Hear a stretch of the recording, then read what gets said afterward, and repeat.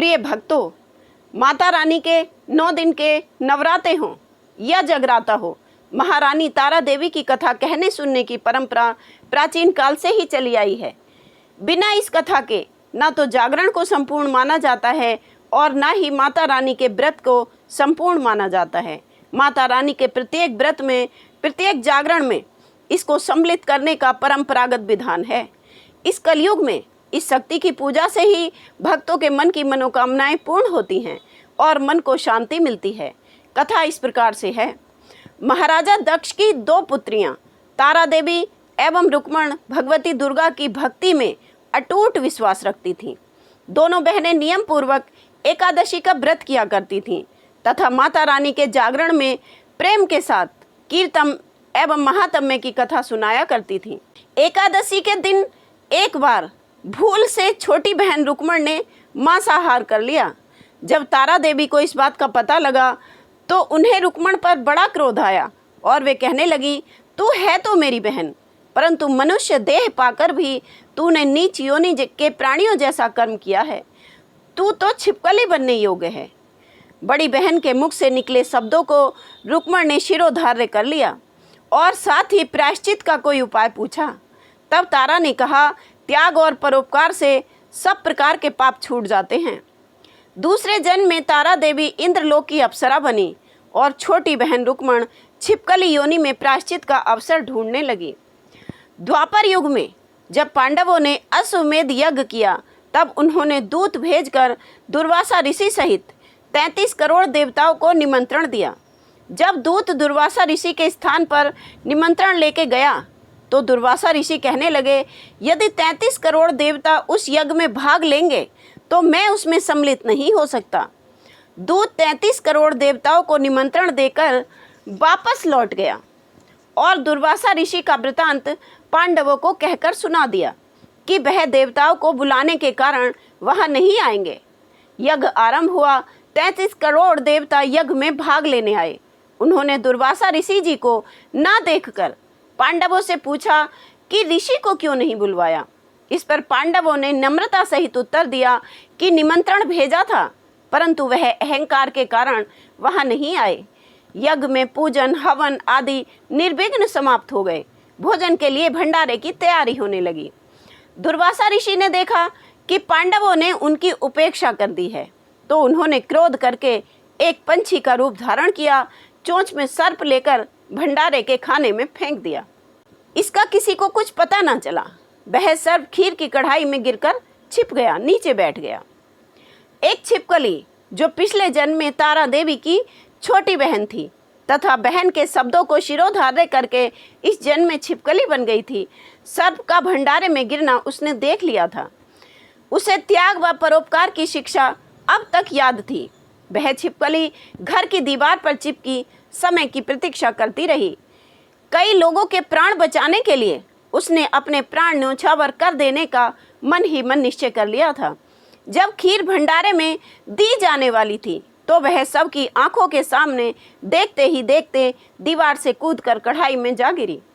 इस प्रकार लोग छिपकली को भला बुरा कहते हुए खीर की कढ़ाई को कहीं जाकर पलटने लगे, खाली करने लगे।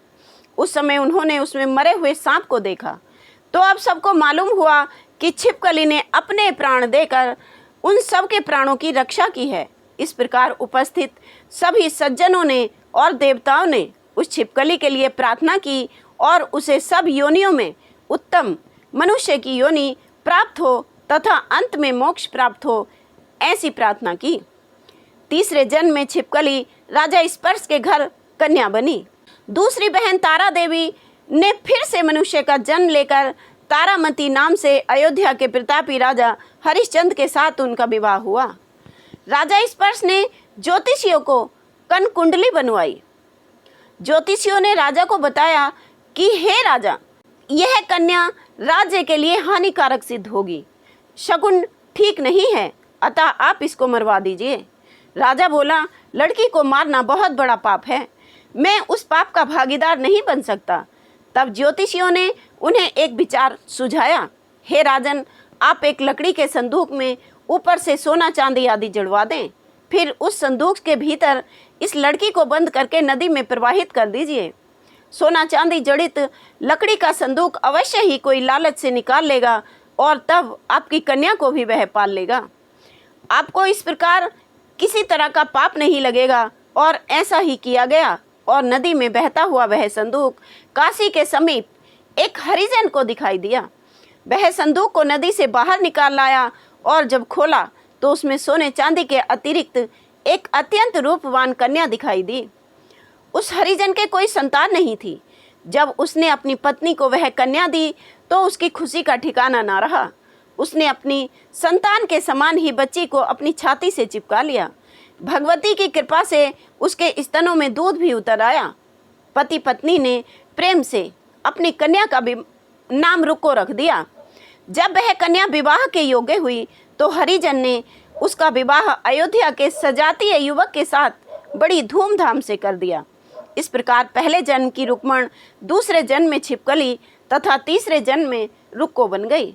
रुक्को की सास महाराज हरिश्चंद्र के घर साफ सफाई आदि करने जाया करती थी। एक दिन वह बीमार पड़ गई। निदान के बस रुक्को महाराज हरिश्चंद्र के घर काम के लिए चली गई। महाराज की पत्नी तारामती ने रुक्को से कहा, हे बहन, तुम यहाँ मेरे पास आकर बैठो। महारानी की बात सुनकर रुक्को बोली, रानी जी, मैं नीच जाति की भीलनी हूँ, भला मैं आपके साथ कैसे बैठ सकती हूँ।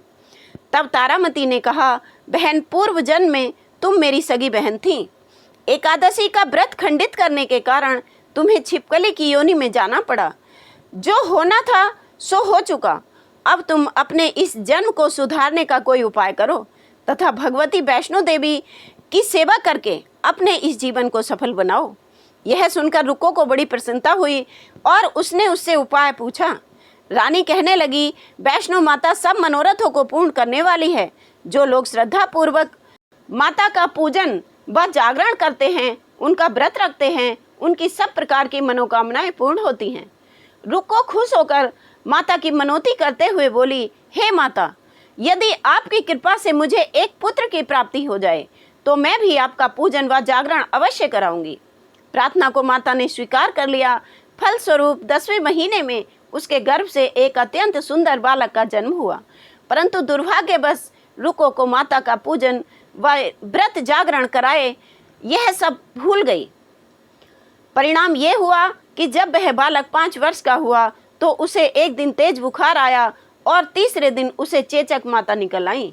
रुक्को दुखी होकर अपने पूर्व जन्म की बहन तारामती के पास गई और बच्चे की बीमारी का सब वृतांत उसको कह सुनाया।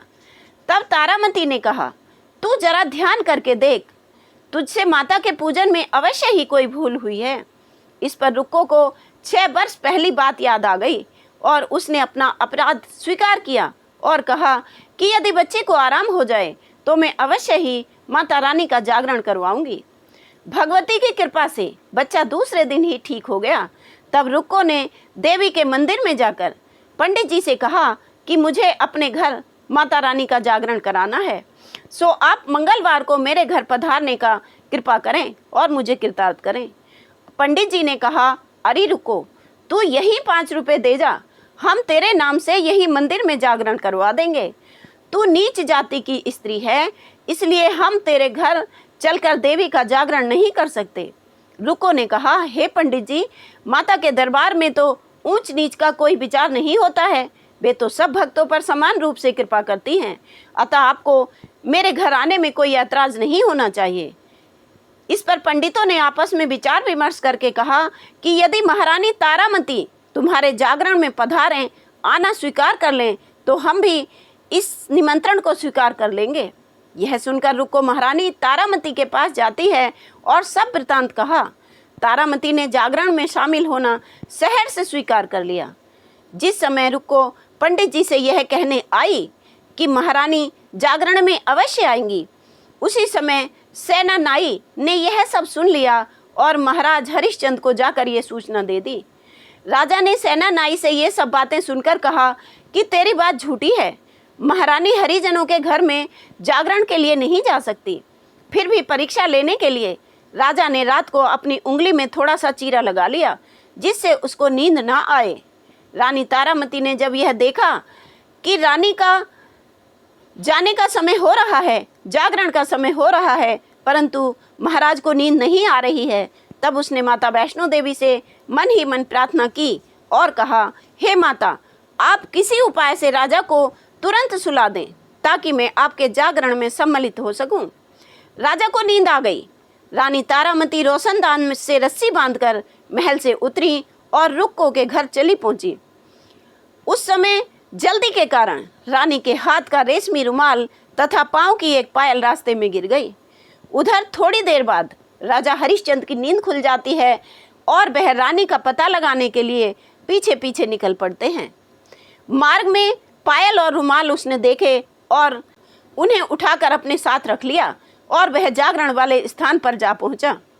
जहां जागरण हो रहा था वहां पर एक कोने में राजा चुपचाप बैठकर सब दृश्य देखने लगा। जब जागरण समाप्त हुआ तो सबने माता की आरती व अरदास की। उसके बाद वहां रखा प्रसाद बांटा गया। तब तारामती को जब प्रसाद मिला तो वह प्रसाद उसने झोली में रख लिया। यह देखकर लोगों ने पूछा कि आपने प्रसाद को खाया क्यों नहीं? यदि आप यह प्रसाद नहीं खाएंगी तो कोई भी नहीं खाएगा। तब रानी ने कहा, तुमने जो प्रसाद मुझे दिया है वह मैंने महाराज के लिए रख लिया है, अब मुझे तुम प्रसाद दो। अब की बार प्रसाद लेकर तारा रानी ने वह प्रसाद खा लिया। उसके बाद सब भक्तों ने माता रानी का प्रसाद खाया। इस प्रकार जागरण समाप्त करके प्रसाद खाने के पश्चात रानी तारामती घर की ओर चल दी। तब राजा ने आगे बढ़कर रानी का रास्ता रोक लिया और कहा, तुमने नीच के घरों का प्रसाद खाकर अपने धर्म को नष्ट भ्रष्ट कर लिया है। अब मैं तुझे अपने घर में कैसे रखूं? तूने तो कुल की मर्यादा, मेरी मान प्रतिष्ठा, किसी भी चीज का ध्यान नहीं रखा। जो तू प्रसाद अपनी झोली में रखकर मेरे लिए लाई है उसे खिलाकर तू मुझे भी अपवित्र बनाना चाहती है। ऐसा कहते हुए जब राजा ने रानी की झोली को खोला तो देखा भगवती की कृपा से प्रसाद के स्थान पर उसमें चंपा, चमेली, गेंदे के फूल, कच्चे चावल, सुपारी, मखाने, छुआरे, नारियल, वह सब दिखाई दिया और इसी प्रसाद को बांटे का प्रसाद कहते हैं। राजा हरिश्चंद्र रानी तारा को लेकर घर लौट आया।